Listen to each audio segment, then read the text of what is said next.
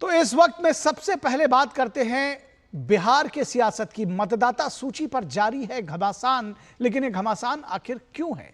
बिहार में मतदाता सूची के विशेष गहन पुनरीक्षण को लेकर सियासी पारा चढ़ा हुआ है। चुनाव आयोग के उच्च पदस्थ सूत्रों के हवाले से आई खबरों में चौंकाने वाली जानकारियां सामने आई। चुनाव आयोग के सूत्रों ने बताया कि स्पेशल इंटेंसिव रिवीजन के दौरान किए गए घर घर सर्वेक्षण में बूथ लेवल ऑफिसर्स को बड़ी संख्या में नेपाल, बांग्लादेश और म्यांमार के लोग मिले हैं, जो अवैध घुसपैठ करके यहां आए हैं और उन्होंने यहां अपना घर मकान बना लिया, वो यहां रहने लगे हैं। आयोग के सूत्रों का कहना है कि अब इन नामों को 1 अगस्त को जारी होने वाली ड्राफ्ट सूची में शामिल नहीं किया जाएगा।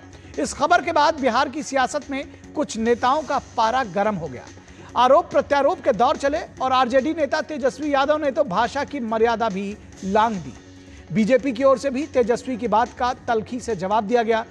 चुनाव आयोग ने इस बीच साफ किया है कि 1 अगस्त के बाद जिन लोगों के नाम सूची में नहीं हैं और उन्हें आपत्ति है, वे पंजीकरण अधिकारियों के पास अपनी अपील दर्ज करा सकते हैं। अंतिम मतदाता सूची 30 सितंबर को प्रकाशित की जाएगी। इस बीच मीडिया को विशेष सघन पुनरीक्षण से जुड़ी गलत जानकारी देने और लोगों के बीच भ्रम फैलाने को लेकर बेगूसराय के बीएलओ के खिलाफ मुकदमा दर्ज कराया गया है। आयोग ने इस बात को बार बार साफ किया है कि वोटर लिस्ट से किसी पात्र मतदाता का नाम कटेगा नहीं और किसी अपात्र का नाम रहने नहीं दिया जाएगा।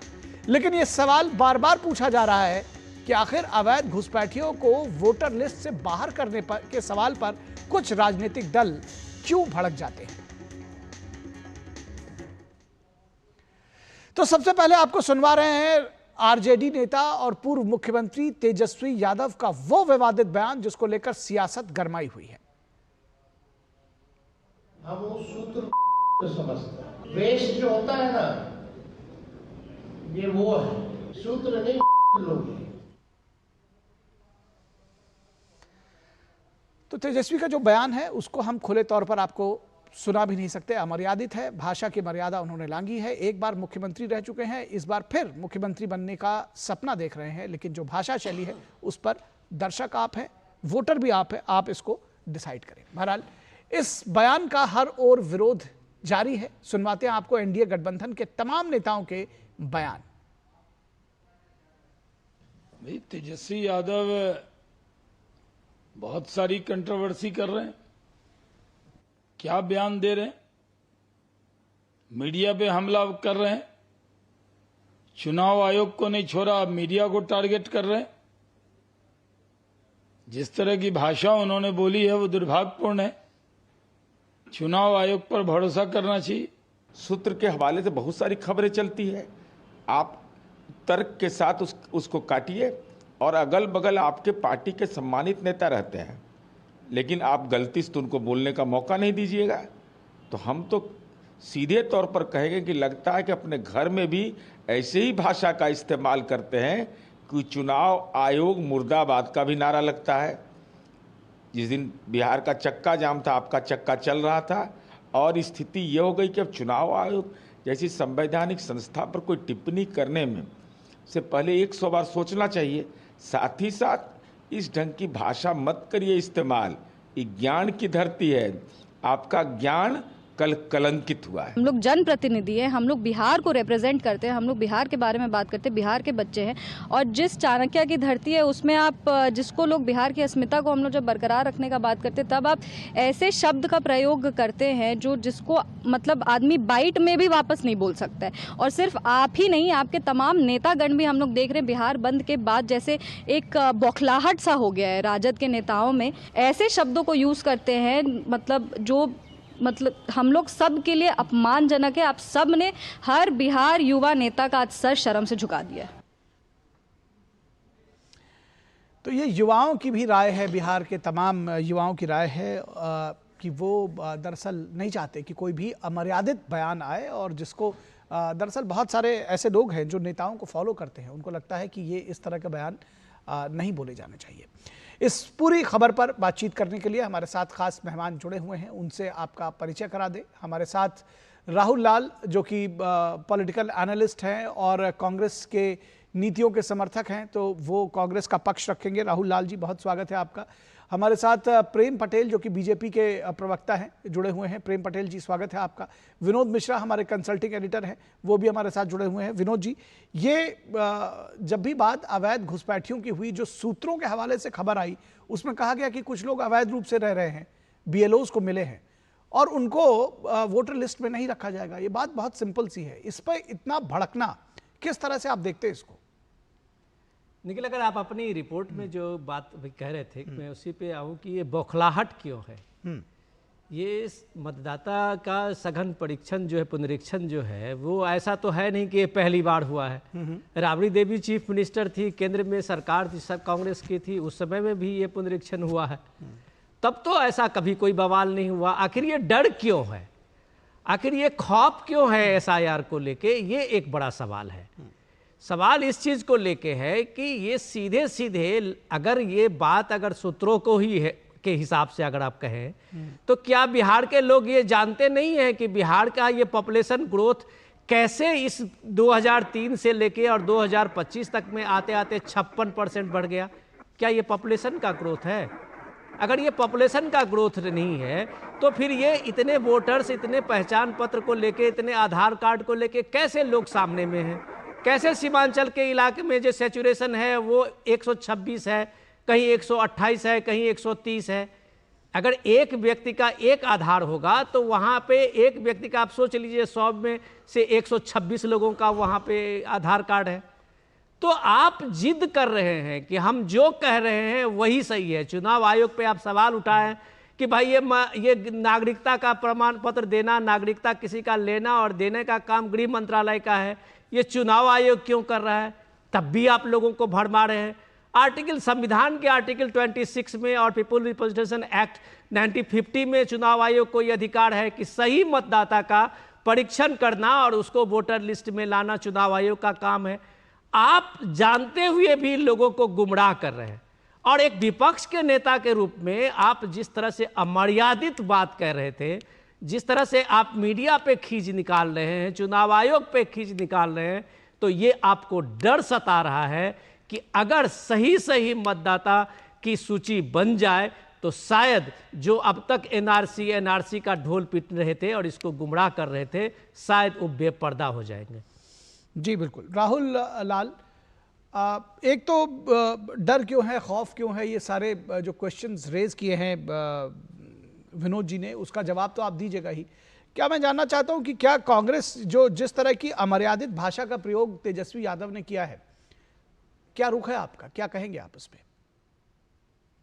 निखिल जी, देखिए, पत्रकारिता में मैं 2.5 दशक से बिल्कुल जो है कि सक्रिय रहा हूं, एज ए हर अलग अलग हिस्से, अलग अलग कामों के रूप में। सूत्र का क्या महत्व होता है पत्रकारिता में, उस तथ्य से भी मैं परिचित हूं।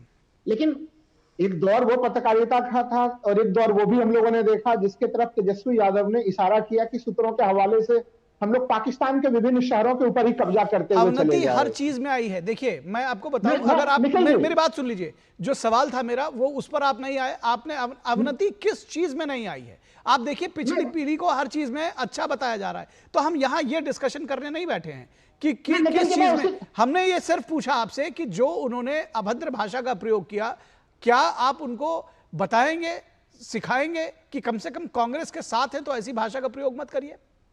मैं निखिल जी उसे उत्तर दे रहा हूं कि मैं कह रहा हूं कि उनकी भावना सही है लेकिन भाषा सही नहीं है। उनको यह कहना चाहिए कि चुनाव आयोग को सूत्रों के हवाले से बात नहीं करनी चाहिए।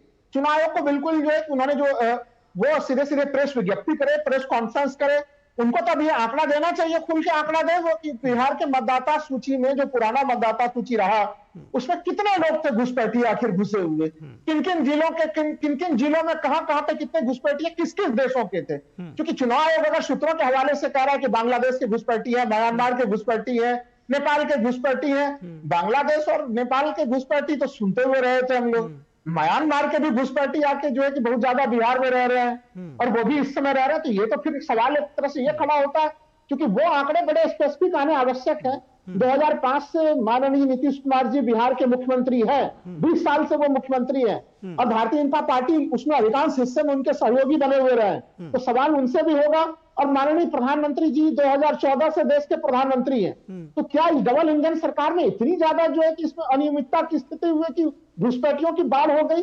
ये बात समझ से परे वाली स्थिति। और दो सवाल इस पर उठते हैं, दो सवाल उठते हैं राहुल जी। एक तो जो विनोद जी ने कहा है वही बात मैं फिर से कहूंगा कि इतना क्रोधित क्यों हो जाना, इतनी बौखलाहट किस बात पर कि आप गाली गलौज पर उतर आए। आपने कहा ना कि जो उन्होंने गलत तरीके से कहा, वो क्या आदमी ऐसा कब कहता है जब वो आपा खो देता है?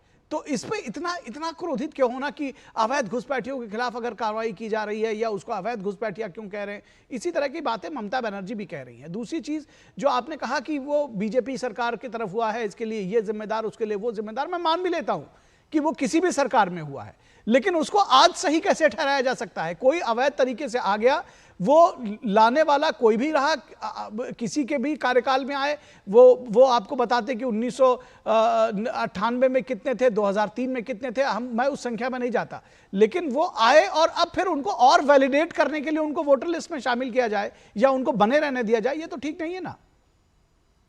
कोई भी समर्थन नहीं करेगा कि घुसपैठिए जो है वो देश में आए और देश के मतदाता सूची में शामिल हो जाए। इसका विपक्ष की कोई भी एक पार्टी इसका समर्थन नहीं कर रही।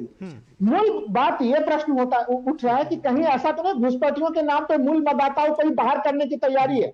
अभी यहाँ पे प्रेम पटेल जी बैठे हुए हैं, पटना गांधी मैदान से जो सड़क जाती है अशोक राजपथ पे, वहां पे भारी संख्या में जो है फॉर्म फेंके हुए दिखे वहां पे। बिहार में तमाम जो रिपोर्टर्स, जो लोग ग्राउंड रिपोर्टिंग कर रहे हैं, उनके ऊपर FIR दर्ज हो रहा है। बेगूसराय में बड़े वो FIR दर्ज हो रही है। वो FIR दर्ज इसलिए भी हो रही है क्योंकि देखिए अपना देखने का तरीका है। वही वाली बात है कि प्रभु रत देखी तिन तैसी। लेकिन मैं यही कहूंगा कि शासन प्रशासन को यह भी मिला है कि गलत बातें, भ्रम फैलाने की बातें अगर मीडिया के जरिए या कोई भी लाता है तो उसको कहा जाएगा। बहरहाल मैं उनकी रिपोर्टिंग पे नहीं जा रहा हूं। आज हम आपके साथ चर्चा कर रहे हैं। हमारे साथ बीजेपी के प्रेम पटेल जी भी हैं। प्रेम पटेल जी एक बार कह रहे हैं कि भाई जिम्मेदारी आपकी है, अगर अवैध लोग वहां पर रह रहे हैं, अवैध अप्रवासी, अवैध घुसपैठिए, जो भी आप उनको कहिए, और ये कह रहे हैं कि जो वहां पर ऑन ग्राउंड जो स्थितियां हैं, दरअसल बहुत सारे लोगों के फॉर्म अपलोड किए जा रहे हैं जिनको खुद नहीं पता है। इस तरह के आरोप कांग्रेस भी लगा रही है और इस तरह के आरोप RJD भी लगा रही है। देखिए, ये लोग कांग्रेस के लोग, RJD के लोग, विपक्ष के लोग हैं, ये हताशा और निराशा में है। इनको पता चल गया है कि अवैध तरीके से जो मतदाता है वो अगर छट जाएंगे, हट जाएंगे, कट जाएंगे, तब जो है से हम चुनाव नहीं जीत पाएंगे। ये चुनाव जीतते थे पहले भी जो है से लाठी तंत्र पर, गोली तंत्र पर, बंदूक के तंत्र पर और बूथ लूट कर करके। जब से जो है से बूथ लूट समाप्त हो गया है तब से इनकी हार निश्चित हो गई है। अब वो जीत नहीं रहे हैं। तो अब जब मतदाता सूची का गहन पुनरीक्षण हो रहा है, सत्यापन हो रहा है, तो ये कौन सा हर्जा है? ये चुनाव आयोग की जिम्मेवारी है। चुनाव आयोग अपनी जिम्मेवारियों का निर्वहन करता है कि सही मतदाताओं के माध्यम से निष्पक्ष तरीके से चुनाव कराना। जो उचित मतदाता है वो मतदाता छूटे नहीं, ये भी जिम्मेवारी है कि उन सबको उसमें समाहित करना, सबको जोड़ना। इस काम को जो है से चुनाव आयोग अपना कर रहा है। आज इतना बड़ा जो है से उसके पास तंत्र खड़ा है। BLO बने हुए हैं, एक एक बूथों पर 1000 मतदाताओं पर एक बूथ है और उसमें एक BLO है। सभी राजनीतिक पार्टियों के BLA 2 हैं, सभी जो है से उसके प्रतिनिधि है। तो इतना सारा तंत्र लगा हुआ है, तो इस काम को करने में क्या दिक्कत है? तो मुझे लगता है कि जो है से अगर सही तरीके से अगर चुनाव कराने का जिम्मेवारी का निर्वहन अगर चुनाव आयोग कर रहा है तो इसमें हाय तौबा मचाने की क्या है? इस प्रकार की भाषा का प्रयोग करना मर्यादित मीडिया के लिए इस प्रकार का कि सूत्रों को वो भाषा बोला नहीं जा सकता है। इस प्रकार का जो है से कि कहीं जो है से, और इस प्रकार का एक विपक्ष का नेता का ये अमर्यादित भाषा ये बताया जाते, ये इसी से समझा जा सकता है कि वो पूरी तरह से हताश और निराश हो चुके हैं। वो मान चुके हैं कि अब मैं चुनाव नहीं जीतूंगा। चुनाव जिस कारण से, जिस वजह से मैं जीतता था या जिस वजह से आगे, वो अब जो है से वजह समाप्त हो गई है। इसलिए जो है से इस प्रकार की इनके दिमाग में जो है से इस प्रकार की भाषा का प्रयोग कर रहे हैं। प्रेम पटेल जी, इसी मतदाता सूची में पिछले साल के लोकसभा चुनाव हुए और उसमें आप लोगों ने शानदार प्रदर्शन किया। तो आप ये मानिएगा प्रेम पटेल जी कि भाई वो घुसपैठियों, अवैध घुसपैठियों ने मतदान किया भारतीय जनता पार्टी के पक्ष में और इतना शानदार प्रदर्शन रहा बिहार में एनडीए का। ये भारतीय जनता पार्टी की जिम्मेवारी नहीं है। हर पार्टी अपनी अपनी शिकायत चुनाव आयोग के पास करता है। चुनाव आयोग की जिम्मेवारी है कि सही तरीके से मतदान प्रेम पटेल जी, सही मतदान। प्रेम पटेल जी, एक मांग आप लोग भी कर दीजिए। जो ऐसे घुसे हुए प्रेम पटेल जी, एक मांग कर दीजिए ना आप लोग भी कि बिहार के 40 लोकसभा सीटों पर जो है कि फिर से सभी लोग इस्तीफा दे रहे हैं और उन सीटों को भी फिर से चुनाव। सुनिए एक एक करके जी जरा सुन तो लीजिए हर साल जो है मतदाता सूची का पुनरीक्षण होता है। हर चुनाव से पहले चुनाव आयोग कुछ ना कुछ सुधार, कुछ ना कुछ इस प्रकार का काम करता है जिससे सही मतदाताओं के माध्यम से निष्पक्ष तरीके से चुनाव हो सके। अगर चुनाव से पहले अगर चुनाव आयोग इस काम को कर रहा है तो आपको परेशानी क्यों हो रही है? आपको बेचैनी क्यों? आ रहे राहुल लाल जी आपके पास आ रहे हैं। राहुल लाल जी आपके पास आ रहे हैं। राहुल लाल जी, मैं ये चीज कह रहा हूं कि चलिए मैं मान लिया कि बिहार के चुनाव सूची में बड़ी गड़बड़ी और इलेक्शन कमीशन बड़ा शानदार काम कर रहा है, भारतीय जनता पार्टी पूरा इलेक्शन कमीशन का समर्थन कर रही है, तो फिर भारतीय जनता पार्टी मांग करे कि तो उनके तमाम लोग, बिहार के सभी लोग जो है कि 40 सांसद इस्तीफा दे दें। विपक्ष के लोग तो एक सुन तो लीजिए राहुल जी, इसकी दो तर्क लोग दे रहे हैं। मैं चूंकि विनोद जी के पास जाना है, मैं नहीं चाह रहा हूं कि मैं फिर बीजेपी प्रवक्ता के पास जाऊंगा, वो उतना ही टाइम लेंगे, तो मैं जल्दी से शॉर्ट में बता दूं कि इसके दो तर्क दे रहे हैं। एक तो ये है कि भाई इसके पहले कभी भी तो होगा ना मतदाता पुनरीक्षण, अगर 2029 में कराएंगे या 30 में कराएंगे तो आप 29 के चुनाव खारिज कराने लग जाएंगे। ये कभी भी जब ये होगा तो उसके पहले के चुनाव खारिज नहीं कर दिए जाते, एक बात। और दूसरी बात आपने कहा, सुन तो लीजिए, दूसरी बात आपने कहा कि जो 40 सीटें जीते हैं तो वो तो कह रहे हैं कि हाँ हमारे समर्थकों ने हमको वोट दिया है, लेकिन वो अगर इन लोगों का नाम कट जाएगा जो अवैध रूप से आए हैं तो ये जो गैप है ये और बढ़ जाएगा। विनोद जी आपके पास आएंगे, क्योंकि ये आपने देखा कि ये लगातार जो एक दूसरा प्रश्न उठा रहा हूं कि बीएलओज पे आरोप लगाया जा रहा है। ये कहा जा रहा है कि भाई वो गलत लोगों के नाम अपडेट कर दे रहे हैं, कई बार डॉक्यूमेंट्स नहीं अपलोड होता है, हमारा अपलोड हो गया जी देखिए। और कल तेजस्वी यादव ने भी इस बात को कहा कि जब हमारा डॉक्यूमेंट अभी तक अपलोड नहीं हुआ तो 80% ये डेटा अपलोड का कहां से पहुंच गया। एक सवाल इस पर यह भी तो उठता है कि आपके बीएलएस जो हैं वो भी तो लगे हैं, कार्यकर्ता हैं वो भी तो लगे हैं, वो क्या आंख मूंदे हुए हैं? निखिल, पहले मैं थोड़ी सी जानकारी अपने राहुल लाल जी को बढ़ा दें कि आप जो जिस म्यांमार का नाम लेके चौंक रहे थे कि आप भी पार्टी के तरफ से लोगों में भ्रम फैला रहे हैं। रोहिंग्या कहाँ से आया है? रोहिंग्या मूल निवासी म्यांमार का ही है।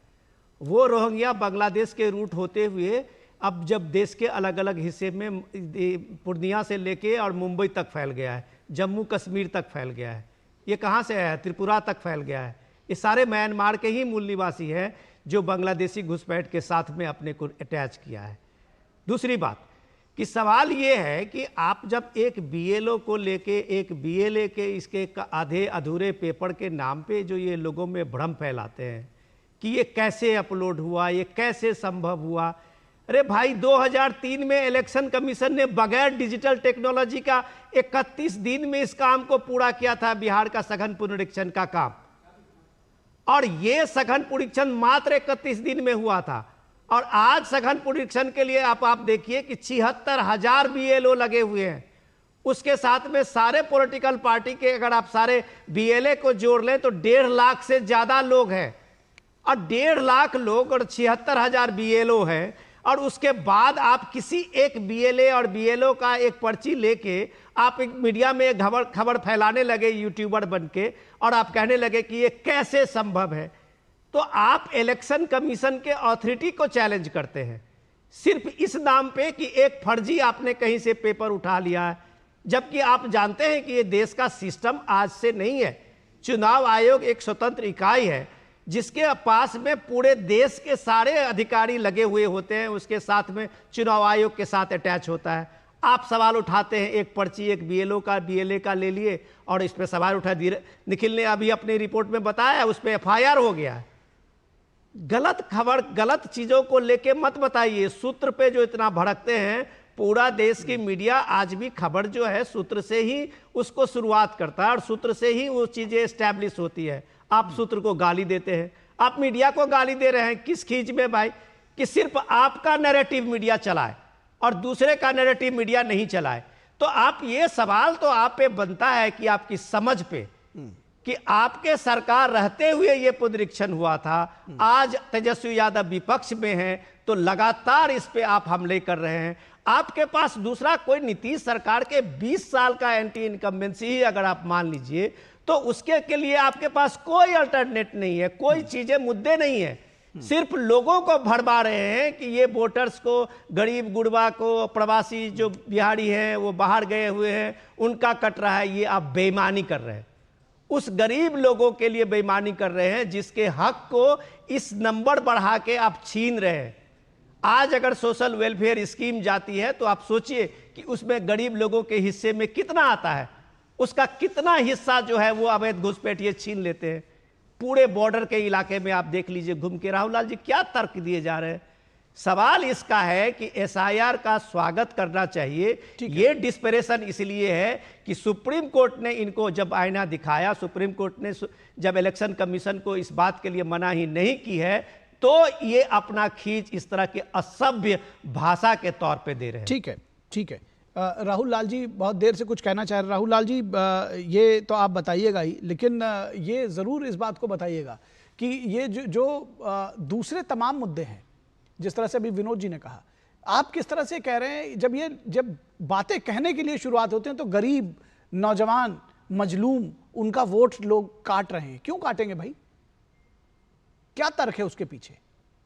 निखिल जी देखिए, जो घटना घट रही है, चूंकि यहाँ पे देखिए बड़ा अच्छी सी चीज कही विनोद जी ने कि म्यांमार का नाम रोहिंग्या शरणार्थियों से जुड़ता है, लेकिन म्यांमार का पूरा संकट जो है कि वो तो 2014 के बाद काफी डेवलप हुआ है। और मुझे तो माननीय 2000 फिर वही वाली बात 2014 के बाद हुआ, 2024 के बाद हुआ, उससे मतलब क्या होता है? मैं कह रहा हूं कोई अवैध, ये बताइए, आपके घर में अगर कोई चोर आ जाएगा तो आप कहेंगे नहीं जी ये तो हमारे पिताजी के समय आया था तो इसलिए आज नहीं बाहर करेंगे। अरे आया है, अवैध है, उसको बाहर करेंगे। कि ये पहले इस पर डिस्कस करेंगे कि वो आया कैसे, ये किसने, ये जिम्मेदारी दूसरे की तय कर लीजिएगा, लेकिन ये तो पहले आप इस बात पर मुतमईन होइए कि उसको बाहर करना है। मैं तो कह रहा हूं कि एक भी पॉलिटिकल पार्टी इसके विरोध में नहीं है। Actions speak more than your words. आपके जो सारे पॉलिटिकल पार्टी सुप्रीम कोर्ट पहुंच गई है, क्या बात करते हैं आप? वो इसलिए पहुंचे कि चुनाव आयोग का रवैया बड़ा, चुनाव आयोग अगर एसआईआर का विरोध था, फिर साफ कर लीजिए।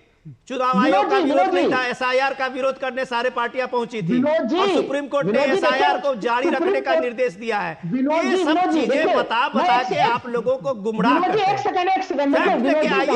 हैं। बात करने के लिए तो नहीं विनोद जी देखिए, सुप्रीम कोर्ट में जब तमाम लोग विपक्षी पार्टियां गई तो वो एसआईआर के विरोध में नहीं गई थी। एसआईआर में जो भेदभावपूर्ण स्थिति बन गई है वो उसके लिए वहां पे गए। देखिए वहां पर सुप्रीम कोर्ट ने यह भी पूछा अभिषेक मनु सिंघवी को बुलाकर कि क्या आप स्टे चाहते हैं? उन्होंने खुल के कहा कि हम स्टे नहीं चाहते हैं, बल्कि तमाम वो डॉक्यूमेंट्स मांगे जा रहे हैं जो बिहार की बड़ी आबादी के पास वो डॉक्यूमेंट नहीं है। तब माननीय सुप्रीम कोर्ट ने कहा कि आधार कार्ड के बारे में विचार किया करे चुनाव आयोग, वोटर आई कार्ड को। चलिए ठीक है, आपका पॉइंट आ गया, आपका पॉइंट आ गया। प्रेम पटेल जी, एक बात ये जरूर सामने आएगी कि जिस तरह की बात कही जा रही है, यही कहें कि जो दूसरा पक्ष कह रहा है, अगर आप उसको नैरेटिव ही मान लें, इस नैरेटिव को जनता के बीच में कैसे लेकर जाएंगे कि ये एक फेक नैरेटिव गढ़ा जा रहा है, ये सच नहीं है, कैसे लेकर जाएंगे, कैसे बताएंगे लोग? देखिए जनता को पता है जिस प्रकार की ये जो ऐसे बातें कर रहे हैं कि दबे कुचले, शोषित, कमजोर, पिछड़े, अति पिछड़े लोग जो है उन लोगों को वंचित करने की कोशिश कर रहे हैं। अरे आपने जब सत्ता में रहा तो आप उन्हीं लोगों को जो है आपने दरकिनार किया, उन्हीं लोगों के हक और अधिकार को लूटने का काम किया। जितने घोटाले हुए, जितनी गड़बड़ियां हुआ, वो सारे जो है कौन सी योजनाएं को जो है आपने लूटा है, किनके लिए वो था? कौन लोग जो है यहाँ से पलायन कर करके बाहर चले गए? कौन लोग अपने आप को जो है असहाय समझ कर करके आपके सामने जो है गिड़गिड़ाते रहे, लेकिन आप तो केवल अपना परिवार देखते रहे। आपको जो है बिहार की जनता की और वो उन गरीब लोगों की, मजबूर लोगों की चिंता नहीं थी। भाई बीच में मत बोलिए राहुल जी, राहुल जी बीच में मत बोलिए। चाहे जो है वो नरेंद्र मोदी की सरकार हो या एनडीए की सरकार के रूप में नीतीश कुमार की, उन तमाम तबके के लोगों के लिए योजनाएं बनाने का काम, योजनाओं को डिलीवर करने का, उन तक पहुंचाने का काम किया है। वो जान चुके हैं, अब आपके साथ किसी भुलावे और बहकावे में नहीं जाने वाले हैं। लाख कोशिश कर लीजिए, इसलिए इनको भय सता रहा है, इसलिए इनको डर सता रहा है। कि अब जनता के बीच में तो हम है नहीं, तो इस प्रकार की मनगढ़ंत आरोप लगाना, इस प्रकार के जो ऐसे जो मुद्दा नहीं बनता है जनता के लिए, और ऐसे मुद्दों को जो ऐसे सामने लाना, ठीक है राहुल लाल जी, रहने की कवायद करना, बस इतना ही तक इन लोगों का है। ये लोग अपने आप को पहले ही मान चुके हैं कि मैं चुनाव हार चुका हूं, चुनाव से बाहर हूं, इसलिए इस प्रकार का अनर्गल तरीके से आरोप लगाना, बयानबाजी करना, यही काम कर रहे हैं। ये तो चुनाव हार चुके हैं पहले ही जो ऐसे। ठीक है, एक बात तो मैं जरूर कहूंगा राहुल लाल जी कि आप देखिए कि जिस दिन सुप्रीम कोर्ट आई है सारे लोग, और जिस दिन सुप्रीम कोर्ट में सुनवाई थी उससे ठीक एक दिन पहले बिहार में पटना में जो प्रदर्शन किया गया, एक दिन रुक जाते, ये सबके जहन में आ रही है। इसी तरह से फिर कहा जा रहा है कि 25 तारीख तक पुनरीक्षण चलेगा, उसकी सारी रिपोर्ट आ जाएगी, 28 तारीख को फिर सुप्रीम कोर्ट सुन रहा है। थोड़ा धैर्य रख लीजिए। जबकि बार बार कहा जा रहा है कि भाई देश की जो संस्थाएं हैं, संवैधानिक संस्थाएं हैं, मीडिया है, चलिए मीडिया को तो आप जो भी कहते रहे हैं आपके सारे साथी, लेकिन उसके बावजूद कम से कम संवैधानिक संस्थाएं जो हैं, जब सुप्रीम कोर्ट भी कह रहा है कि उनको देख लेते हैं, तो आपको देखने में क्या दिक्कत है? ये सवाल बार बार पूछा जाएगा कि आखिर इतनी दिक्कत, इतनी परेशानी क्यों है, और ये सवाल बना रहेगा जब तक आप लोग का जो ये व्यवहार है वो उस तरह से रहेगा। चलिए अब इस डिस्कशन को फिर कभी आगे बढ़ाएंगे, लेकिन ये जो अमर्यादित बयान है, जो अमर्यादित व्यवहार है, दरअसल उसी से ये सारे सवाल पैदा होते हैं। बहुत शुक्रिया राहुल लाल जी हमारे साथ जुड़ने के लिए, प्रेम पटेल जी और विनोद मिश्रा जी।